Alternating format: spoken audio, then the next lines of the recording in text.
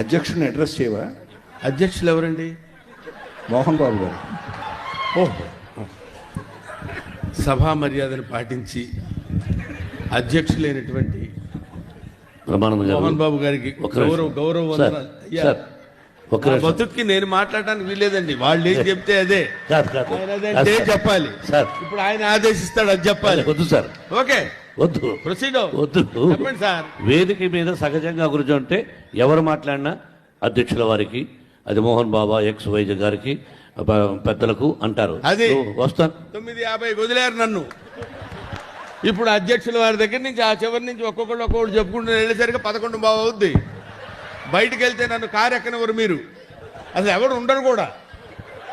కాకపోతే ఇదంతా ఇక్కడి నుంచి వెళ్ళే బ్యాచ్ ఒకటి ఉన్నారు కాబట్టి, అయ్యా అధ్యక్షుల వారి పాదాలకు నమస్కారం చేసుకుంటూ